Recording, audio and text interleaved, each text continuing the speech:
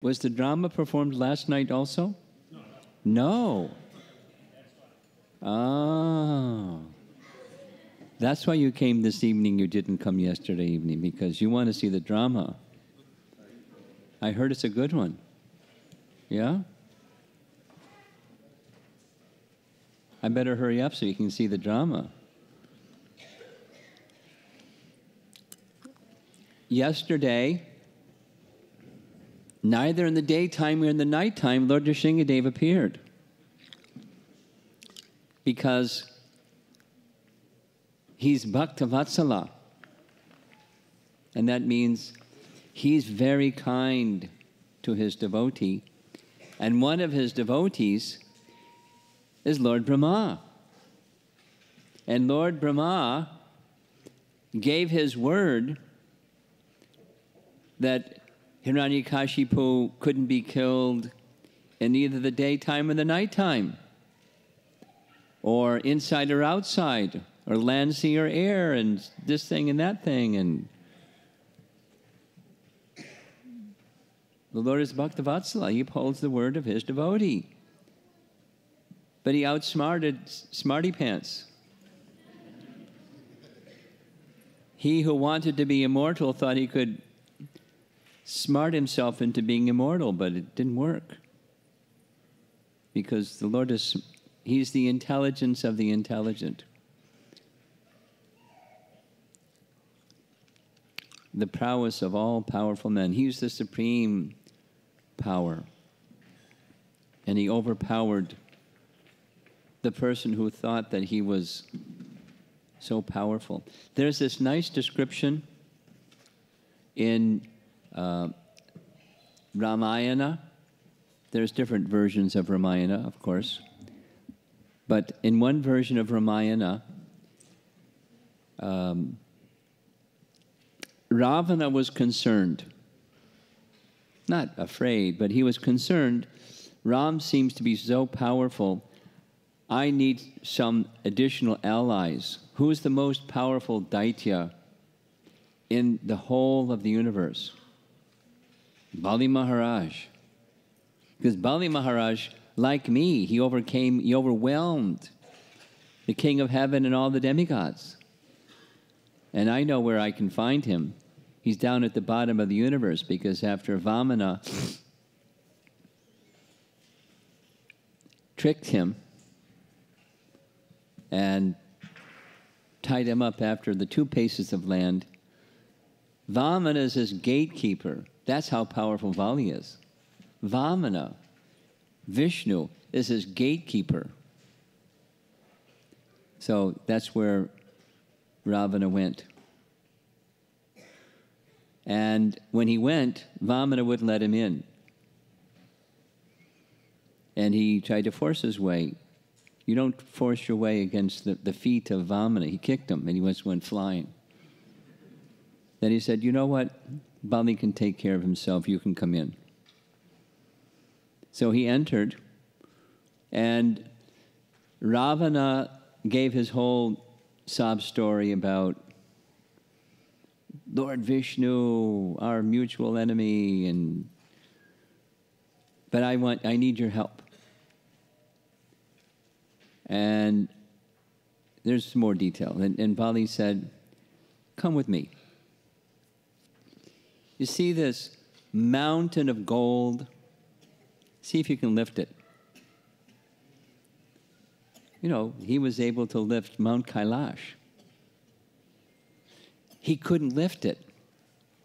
And he tried, and he tried, and he tried, and he couldn't lift it. And Bali said, you know what that mountain of gold is? That's Hiranyakashipu's earring. When Hiranyakashipu was killed by Lord Nrsimhadev, one of his earrings fell down here. As humongous as Hiranyakashipu was, he was no match for Lord Vishnu. And you want my help to defeat Lord Vishnu? Go back to Lanka. But Ravana was He could see, but he could not see. Pashyati na pashyati. Well, he may be powerful, but I'm more powerful. Demoniac mentality. And he was finished. So following his being finished, what happened next? All the associates, generals, and other demoniac leaders that were comrades of Hiranyakashipu, they all went charging at once at Lord Nrsingadev. Get him! Get revenge! Our leader has been killed. So Lord Nrsingadev manifested more arms and roared more loudly and dismantled everybody, finished them single-handedly or not many-handedly. Finished. And he was roaring. And the demigods offered their prayers, and that was not adequate. Although their prayers were beautiful, eloquent, choice poetry, decorated with literary ornaments and so forth. They were scholarly, devoted, but inadequate. The goddess of fortune, they tried to get her. You go forward. You're the goddess of fortune. You're his internal potency. She was afraid. Having seen that angry form of the Lord. So then Lord Brahma and the others, they requested Prahlad. So that's what we're going to be discussing. Prayers of Prahlad, the first 7 of the verses are the humility of Prahlad. Let's go to, this is from chapter 9. Now I'm seated over here, and the images are going to be over there, so you have to have a rubber neck, and you can go back and forth. So that's Lord Nrsingadev in Mayapur. No, can I have the slide changer? Can I do it myself?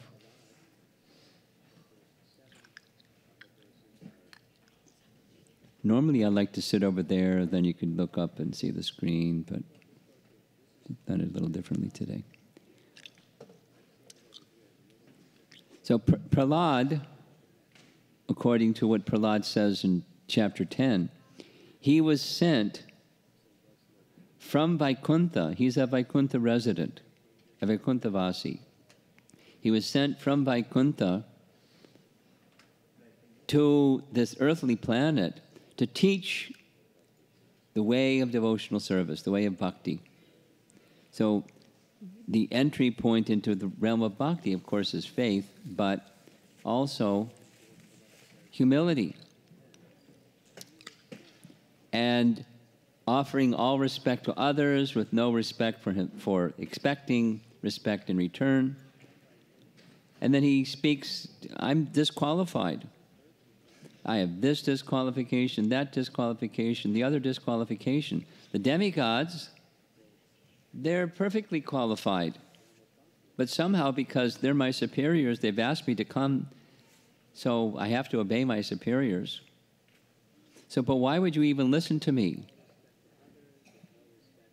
There's only one reason I can think of, and that is Narada Muni. Narada Muni gave me a drop of just a little fragment of bhakti. And you're so appreciative of the fragment of bhakti that you placed your hand upon my head, a benediction you haven't given to anyone else, even the goddess of fortune, or any of the other great personalities in the universe. You're most merciful. So here I am offering my prayers. Then he makes this the way of devotional service, one of the important teachings of devotional service, or way of life of devotion. Art. He wanted his paintings illustrated, his books illustrated with paintings. He wanted devotees to worship Panchatattva. He called it the Guru Garanga altar. So he wanted the temples, or their preaching centers. We didn't have temples then. to be decorated with nice paintings, and there weren't paintings. There were posters available in Pier 1 imports, but many of them were impersonal. So he asked devotees, do you think you can paint? And they said, whatever you want me to do, and that's what I can do. So they started painting. One devotee told me, they asked Prabhupada, I've never held a paintbrush in my hand before. Should I take some art classes? Prabhupada said, that's not necessary. Listen, Lord Brahma has designed this body in such a way that if you do something with genuine devotion for Krishna, Krishna will give you the ability. So just paint for Krishna and Krishna will give you the ability. And this is one of our most outstanding artists. Now, some others had some art experience and some had none. But on the order of the spiritual master, they, for his pleasure, they tried. And Krishna gave the ability. The initial paintings were very crude, rough, but very quickly skill came. And isn't it some of the most outstanding paintings ever have come from BBT artists? Compare any of the pastimes, particularly the old style, and ISKCON art is really fantastic. Anyway, so Prahlad is teaching that the way to attract Krishna is not by eloquence or high education or some gift of good karma, and you offer that wealth or beauty or strength or knowledge or fame or renunciation. You offer that because you have this sukriti. That's not what attracts Krishna. The logic is, the demigods, they have all those things. And he didn't become calm. So that's not what does it. What does it is the strength and the purity of devotion. So by the grace of Narada, I have that good fortune. So now we're going to go to text 11. And there's the verse. Translation reads, the Supreme Lord, the Supreme Personality of Godhead, is always fully satisfied in himself. Nijalabha Purno.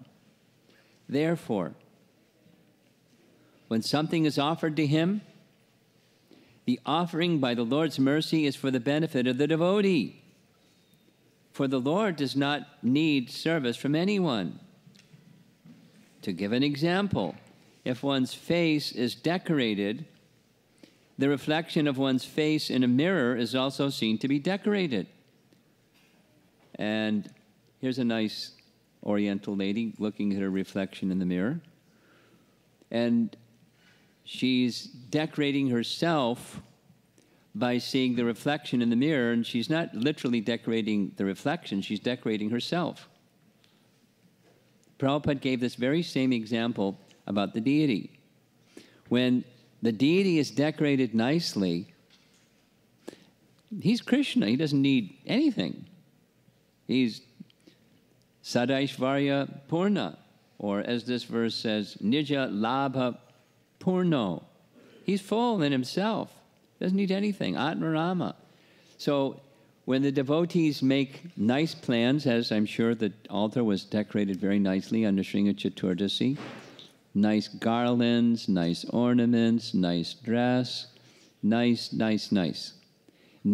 offerings of cooked food. And who's the one that benefits? The devotee. The devotee becomes decorated by decorating Krishna.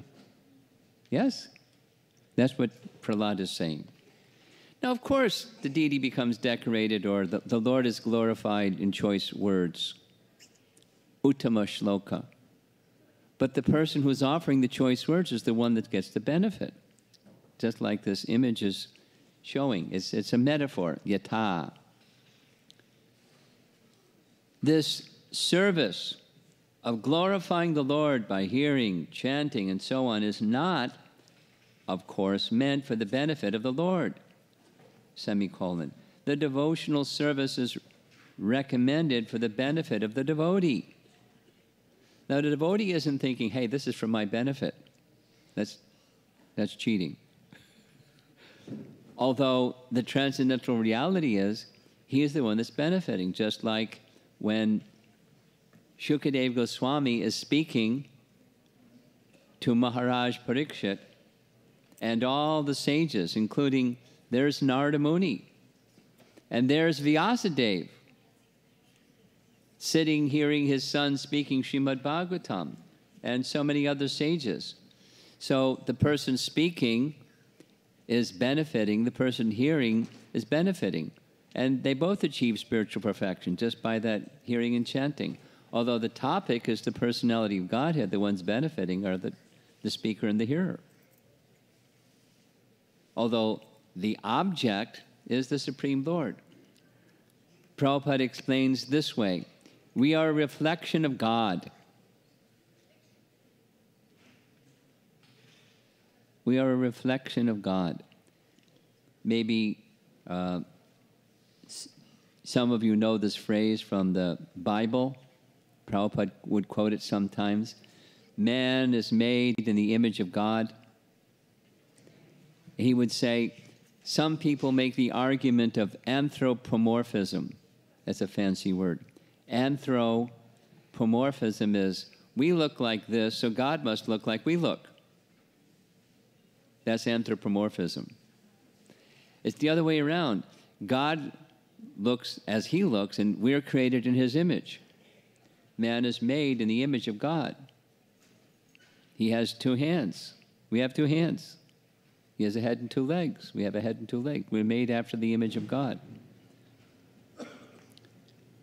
And when the form of Krishna is decorated, when Krishna is decorated, the devotees and all living entities become decorated automatically or devotionally. Next, we're just going to cover 4 verses quickly.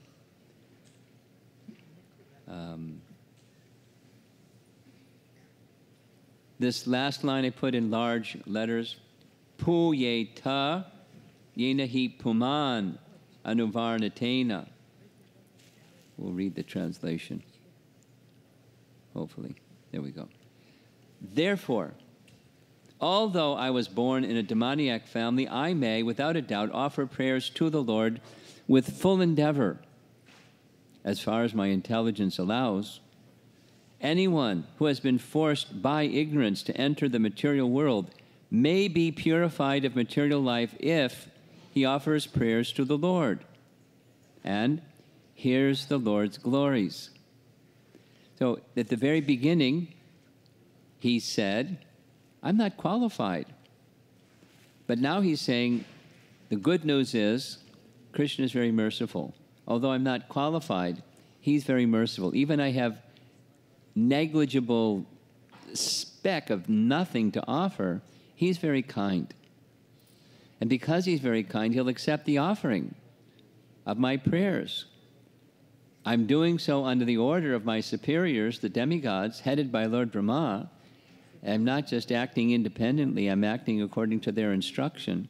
And although my words are imperfect and crude, I don't even have an education. I'm just 6 years old. And the demigods, they're the topmost people in the universe. They're highly educated. But because something is being offered with devotion, then I, who am not qualified, can become purified. So the message for us, the practical application is, don't be, 2 things. Don't be proud of the asset that comes with piety. Because the assets that come with piety, Queen Kunti says, Janma, Aishvarya, Shruta, and Shri. Good birth, aristocratic family, well-to-do family. Shruta, good education. Shri, beauty. These things, if one becomes proud of the asset of piety, it blocks the heart from feelingly offering prayers. Better to be very humble. Whether you have an asset or you don't, better to be humble. Now, Prahlad is highly qualified, but his humility doesn't see that. He sees himself unqualified. And in that mood of humility, he's offering his prayers according to his capacity. Although I'm uneducated, according to my capacity, I'm going to offer some prayers. Prabhupada's purport teaches, none of one's material qualification, high family, to be rich, to be aristocratic, or be very beautiful, will engage one in devotional service. However, instead, with devotion one should feel, God is great and I am very small. Therefore my duty is to offer my prayers to the Lord. Only on this basis can one understand and render service to the Lord. I remember hearing directly, this is from his purport, I remember hearing in one lecture, same thing, Prabhupada said, Krishna consciousness is very simple. God is very great, I am very small, therefore I should serve him. That is Krishna consciousness. Then he would say, how great is God that they do not know? But if they come to know how great is God, then they'll feel, oh, God is very great, and I am very small. Therefore I should serve him. Humility precedes devotion. Serve, we're going to. We're constitutionally servants. We're serving one thing or another thing, one person or other person, one situation or another. It's our constitutional nature. We can't get away from that. But to serve God, that's the place where our serving propensity should be reposed or directed. A nice example of this is Chaitanya Mahaprabhu. Although Chaitanya Mahaprabhu was highly elevated in knowledge, highly elevated by birth, highly elevated in every possible way, the topmost of the spiritual orders of a sannyas, menial service of cleaning the Gundicha temple in preparation of Lord Jagannath going there at the end of Rath Yatra. He and his associates using brooms and buckets and water and gathering all the particles of dust and sand and everything they could gather to cleanse the temple so Lord Jagannath could have a clean place, an inviting place to go. That's the way of a devotee. Even it's described, the queens of Dwarka, they had thousands of maidservants. But what would they do? They would clean the temple, the place that Krishna had made for them. And it was already clean, and they already had maidservants, but they did anyway because that was their mood. They wanted to make things nice for Krishna. This is the mood of a devotee. And Prahlad is also teaching us the way of spiritual life and devotional service. Prabhupada explains in the purport this reference from the Bhagavad Gita verse, Bhaktyamam abhijanati yavan yasyasmi tattvataha tato mam tattvato gyatva vishate tadanantaram. And the message is, the way to understand Krishna, the only way one can understand Krishna is through the medium of devotional service. And when one is in full consciousness of the Supreme Lord by such devotion, vishate tadanantaram, you enter into the kingdom of God by that power of bhakti. Just two more verses and we'll conclude. So text 13.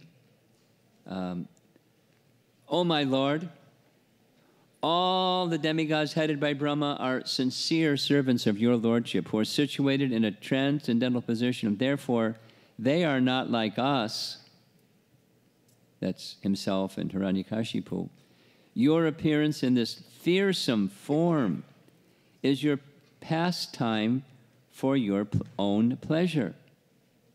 Such an incarnation is always meant for the protection and improvement of the universe. So now this is another important element that Prahlad reveals. That is, from the very beginning of his prayers, the Lord is showing anger. But he's not at all afraid, because he knows that anger is meant for that fellow over there, Hiranyakashipu. And for the devotee, you're very peaceful and calm, and that's the side of you that the devotees see. So this anger thing, that's your pastime. It's just for your pleasure. And it's true. Two ways it's true. When the Supreme Lord becomes angry, we discussed this the other day, it's devoid of the modes of nature. Because the anger that we know, Rajogun, Tamogun, Kamesha, Krodesha, Rajoguna Samudbhava. That's the anger that we know. But where does the anger that we know come from? From the place where there's no modes of nature. From the kingdom of God. So anger exists there, but without the modes of nature.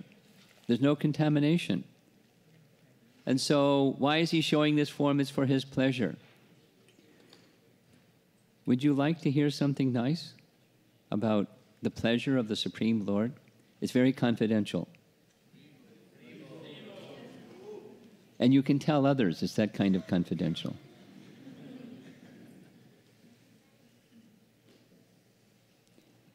Lord Narayan in Vaikuntha, he likes a tussle. But there's no one to tussle with in Vaikuntha. But he likes to tussle. And so Jai and Vijay, his gatekeepers, they were intimately serving him. They knew the heart of Narayana. And so within their hearts, they offered a prayer. Our dear Lord, we know that you have this chivalry spirit in you. You like a tussle. But who is there that can do that? So if you so desire, we can do that. They didn't say anything. They just privately prayed like that. Vishwanath Chakravarti Thakur says. And so the Lord reciprocated with them. All right. You desire to serve me. Give me this tussle. Very good. For his pleasure. For his pleasure. And give the devotee some opportunity to do some service too. And that's the pleasure of the devotees, to do some service for the Lord, even if it's, give him a tussle. But you have to be really qualified to give the Lord a tussle, otherwise you get the Hiranyakashipu treatment. But even grandfather Bhishma did it. And he is a Mahajan. He took a vow to kill Krishna's best friend, Arjuna, on one condition, unless Krishna breaks his vow, that he will not fight. That was his vow. And he knew Krishna would break his vow in order to supersede that with something that's more important to him than anything, and that's his devotee. He's Bhaktavatsala. And when Krishna did, grandfather Bhishma was so happy. He dropped his weapons. Krishna, smash me. Because it was for the pleasure of Krishna. A pure devotee doesn't know anything other than the pleasure of Krishna. They don't do anything other than the pleasure of Krishna, even if they're taking the position of being opposed to Krishna. It's for the pleasure of Krishna. And Krishna takes the position for the pleasure of his devotee. Including this.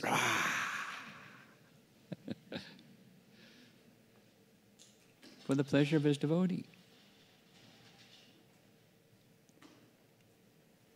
So Prahlad concludes, such an incarnation is always meant for the protection and improvement of the universe. Here's Prabhupada's purport. When the Supreme Lord appears in this material world in his various incarnations, he performs two functions. One, saving the devotee, and two, vanquishing the demon. Such pastimes as those of Nrsingadev are certainly not meant to create a fearful situation for the devotees, but nonetheless, the devotees, being very simple and faithful, were afraid of the fierce incarnation of the Lord. And there's many such incarnations of the Lord, big collage of Krishna's different pastimes. Here comes the verse. Paritranaya sadhunam vinashaya shaduskritam dharma sangstapanartaya sambhavami yuge yuge. Sambhavami. Sambhavami means he advents himself. He doesn't require anyone's assistance. He's not obliged to do anything. He does for his own pleasure. And he does for those three reasons. Now our last verse for this evening. My Lord Nrsingadev, please, therefore, cease your anger now that my father, the great demon Hiranyakashipu, has been killed, since even saintly persons take pleasure in the killing of a scorpion or a snake. All the worlds have achieved great satisfaction because of the death of this demon. Now they are confident of their happiness, and they will always remember your auspicious incarnation in order to be free from fear.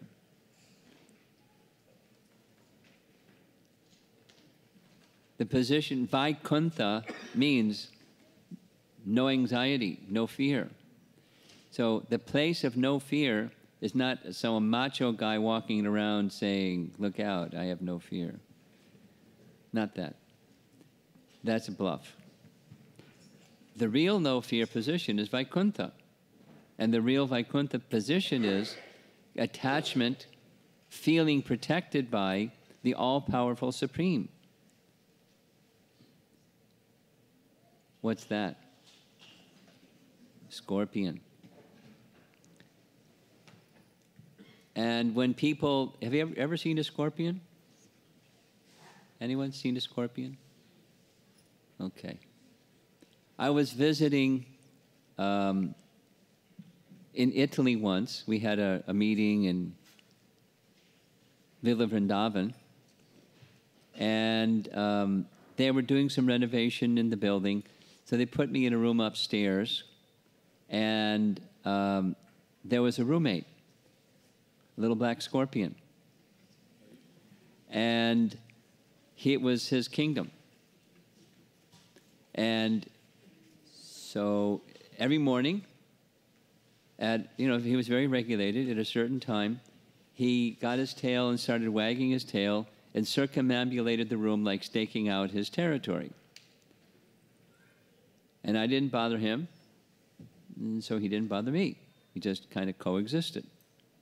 But, this is my kingdom. You're a guest in my kingdom, so don't mess. Okay, we'll be peaceful together.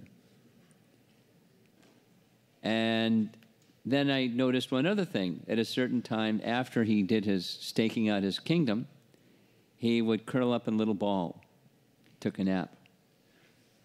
So that was like day 3. So I saw that happen. So I got a broom and then, whisked him out of the room. And he wasn't hurt. He just rolled out of the room and walked down the hall and found another kingdom. But I told the president, you gave me a roommate, and it wasn't a friendly guy. It was a scorpion. He said, what do you look like? And then he said, oh, that kind won't hurt you, don't worry. He said, I'm not going to take my chances.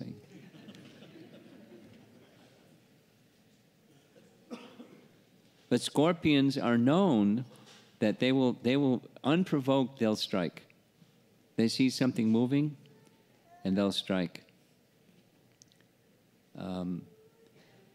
Prabhupada's purport. The most important point of this verse is that although saintly persons never desire the killing of any living entity, they take pleasure in the killing of envious living entities like snakes and scorpions. There's a snake, a cobra. Prabhupada told the story. Once he was visiting Bhaktisiddhanta Saraswati Thakur at his headquarters at the Chaitanya Mat. Maybe some of you have been there in Mayapur. And while Prabhupada was there, there was this big commotion outdoors, and there was a whole crowd of noisy Bengali men making a lot of noise about something, and Prabhupada got a little closer, and it was a cobra, and they were trying to corner the cobra. Bhaktisiddhanta heard the noise. He came to his balcony, second floor, looked over, and called out loudly, "Kill it!" So they did what he said, and Prabhupada said, when I heard him say that, I thought a sadhu was supposed to be nonviolent, and why did he say kill it? And it troubled my heart for some time until I read this verse of the Bhagavatam. Then I could understand why he said so, on the authority of Srimad Bhagavatam. Because unprovoked, the cobra or the scorpion will sting or bite and can cause death, unprovoked. When mosquitoes, Prabhupada had this habit, that when mosquitoes were around, he wouldn't swat them. But once they, in his words, once they attacked, then you can swat them. When they stick, he would say, stick their nozzle into your skin, then you can swat them. But until then, you coexist. But when they attack, but snakes and scorpions, unprovoked, they'll attack, and so they're in a different category, according to Srimad Bhagavatam, according to Prahlad Maharaj. And he's a Mahajan, right? Whoops.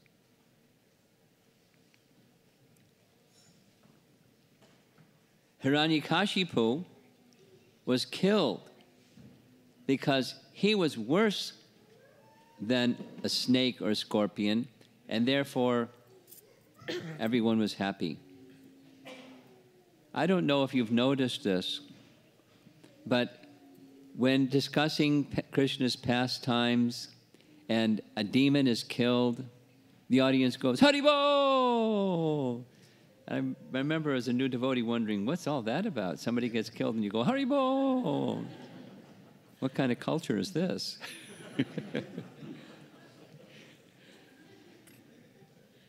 But then I could understand.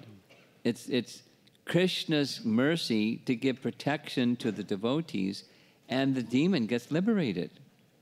Haribol!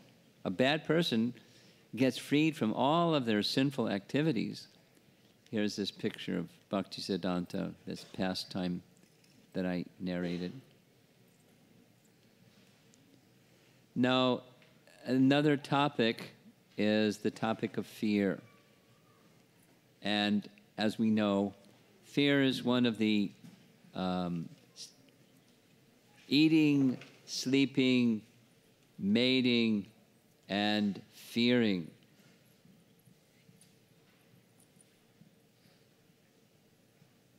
The mature stage of cleansing of ignorance is that fear is gone.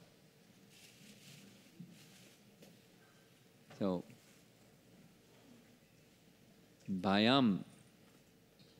And the process of devotional service, the process of chanting specifically, is cleansing. Ceto darpana marjanam. The heart becomes cleansed of impure things. And when that cleansing of ignorance, that in the root of all ignorance is mama ignorance. She's the mama from which many babies come. And that's ignoring Krishna. And when that ignorance is cleared, then one has Krishna's shelter.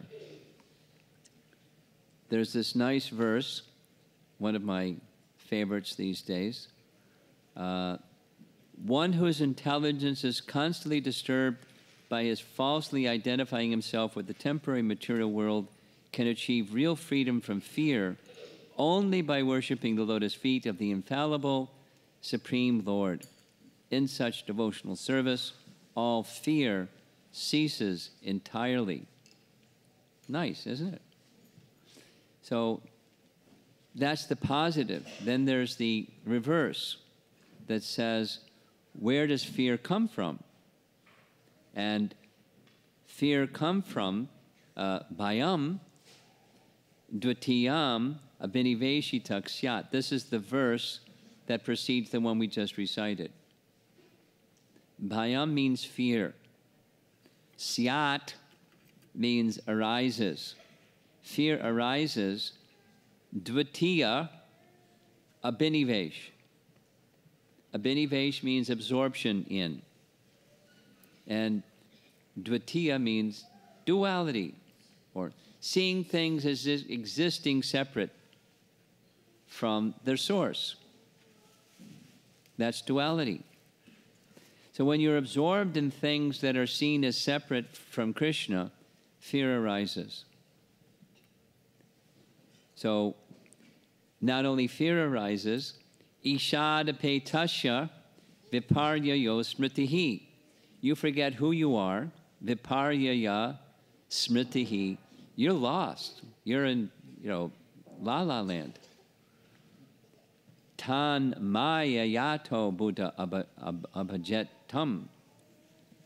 Maya covers the intelligence of the individual, but there's one good solution. That good solution to overcome fear is devotional service under the guidance of Guru Deva Atma. Nice. Prahlada's teaching, same thing as this 11th canto section. How to overcome fear. Take shelter of the lotus feet of the Supreme Lord. Well, we're attached to the temporary. That's why we don't. We know better. We know what the right thing to do is. We're devotees, but we still hold on to the temporary. And so, rattling around in there, ruling our lives to some degree, is fear. I was sharing this with the devotees sometime during this visit, I forget when. For this month of April, it's almost over, I've visited 18 different colleges, from MIT down to Austin, Texas, and many places in between. And one of those places was fantastic. It was at Texas A&M at College Station. And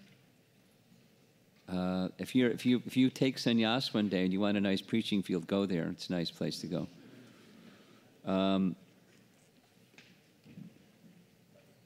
After the 60 students on, it was Good Friday. So on Good Friday, the university canceled the bus system at 2 o'clock. But they didn't announce it in advance, so many students couldn't come because there weren't buses to get them to the program. But still, there were 60 to 70 guests. It was really interesting. Then anyway, there was a line of people, and one of the persons, I'm a PhD student, and my whole life has been ruled by selfishness. I mean, seems like a perfect candidate for bhakti. My whole life has been ruled by selfishness. I've always been thinking, kartaham, I'm the doer. I set goals for myself, I apply myself to the goals, and I achieve my goals. And I've come to the stage of realizing I'm totally selfish. And with that selfishness comes fear. What if I don't succeed? What's going to happen? What if I don't get the grade that I want, or the career that I want, or this that I want? And not everybody gets what they want, but I'm thinking I'm going to get whatever I want. I'm totally selfish, and I'm filled with fear. How do I get on the other side of it? Wow. Let's sign you up for your Bhagavad Gita class. Or a Srimad Bhagavatam class, and the process of devotional service. Because it's meant to take us on the other side of those binding forces that hold us to the material world.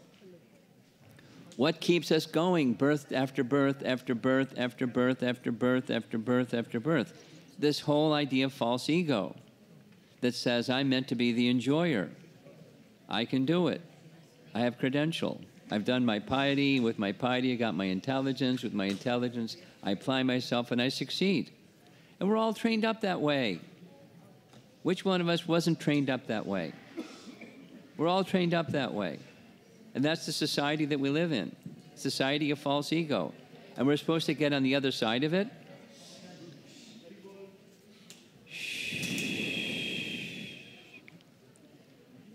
I think it's time to end.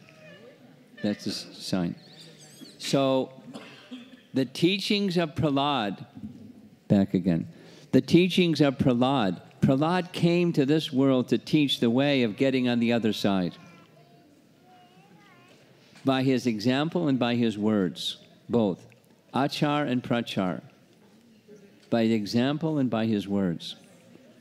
He's the model. He's a role model of how to achieve the goal. Just read his prayers very carefully. You got a map. You got your GPS, and you got the goal, and you got the means to get to the goal. Just keep following it. Follow Prahlad, and you'll get there. You'll go beyond the position of fear. Here's the translation of that verse. Then I think we're nearly done.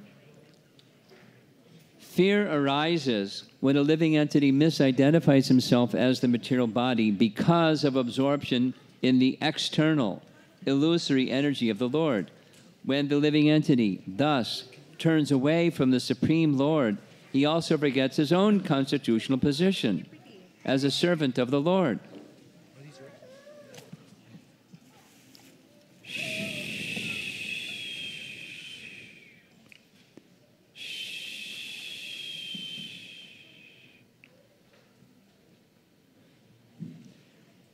This bewildering, fearful condition is effected by the potency for illusion called Maya. Therefore,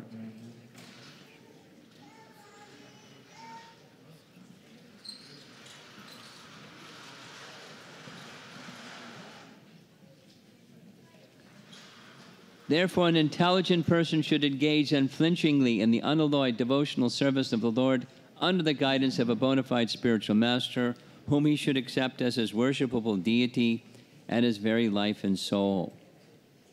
So I'm going to end. There's more, but I think it's time to end. Please read Srimad Bhagavatam. It will carry you to the spiritual world. Fasten your seatbelt. Listen very carefully. Get ready for a ride from material existence into the spiritual realm. Grantaraj Srimad Bhagavatam ki Nrsimha Bhagavan ki Gaur Premanandi.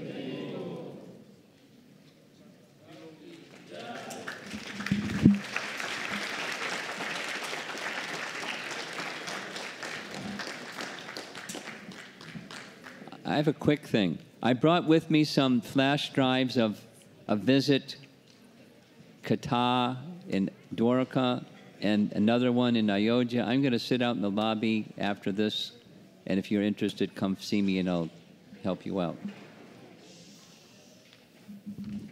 Okay. So let's thank His Holiness Mahaprabhu Maharaj again with a loud Hari Bol! Hari Bol! Hari Bol! Some upcoming events before we move on to the pastimes of Lord Narasimha Devi enacted in form of a drama.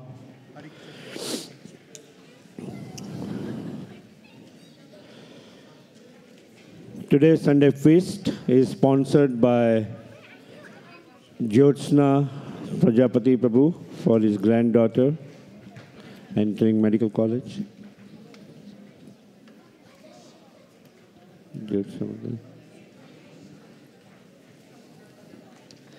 So let's again thank you with a loud Hari Bol! Hari Bol! Hari Bol! If you'd like to sponsor a feast in a similar way, please contact Krishna Ramananda Prabhu and he can put you down for one of the Sunday sponsorship. Okay. Today also happens to be Shri Radha Raman appearance day. Srila Madhavendra Puri Appearance Day, Srila Srinivas Thakur Appearance Day, and Srila Parmeshwar Das Thakur Disappearance Day. Okay, yeah. And May 15th Tuesday to June 13th Wednesday is Adhik Mas, Purushottam Mas. So, special month for increasing our spiritual activities. Hare Krishna. Now, we'll have drama. So, everybody can move on this side, facing the stage. Those who are sitting behind, they can also come forward unless they are part of the drama. Hare Krishna.